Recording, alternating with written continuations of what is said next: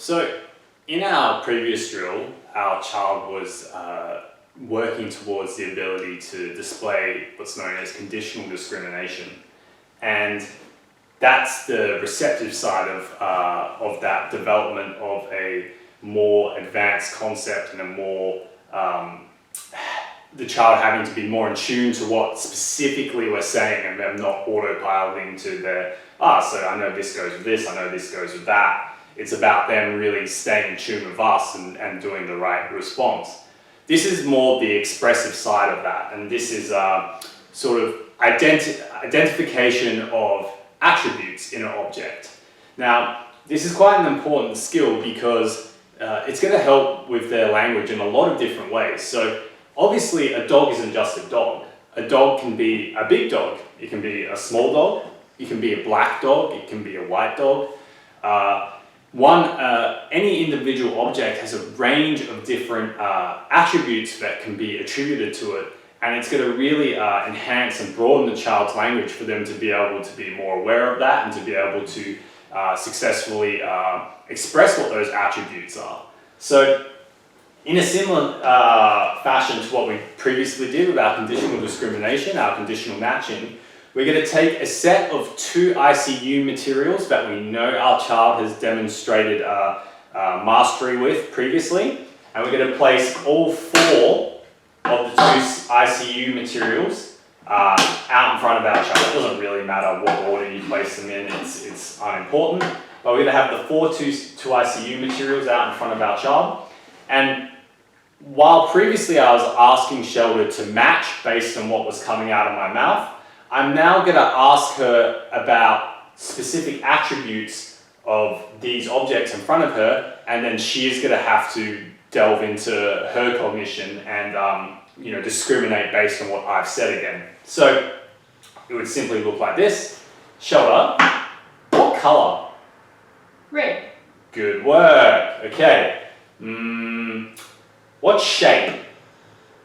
Square. Good work. What shape? Circle. Good work. So you can see there, I essentially, in this situation, in a 2 ICU situation, I just have 2 different things I say to Shelda. I say either what colour or what shape, because those are the 2 different categories of information carrying units in this situation. This can be done with 3 ICUs. You can make it as complicated or as basic as you want, but it's just important that Shelda should be able to receptively do this in an ICU situation before you're getting her to label these attributes. And once again, this is really applicable around the house. It's really easy to just, try to make it fun with your child. Once they're able to start demonstrating they can do this quite well, you can ask, what color's your toy? What's his name? There's things like the name of an object, the object's color, the object's size, the object shape. There's lots of different attributes that objects that your child interacts with on a regular basis are going to have. And once they're starting to do this well, you can really encourage them to expand their language and use a lot of those attributes in their communication. And what's been very good, you can see that the last few drills, the children have been having to go from idea to idea to idea. That's awesome because the kids are often very inflexible, and you'll sometimes see they struggle with transitions. And all of this stuff helps them to transition quickly and fluently, so it is awesome. The last 4 to 5 drills that we've done in these series of videos have really focused on cognitive flexibility.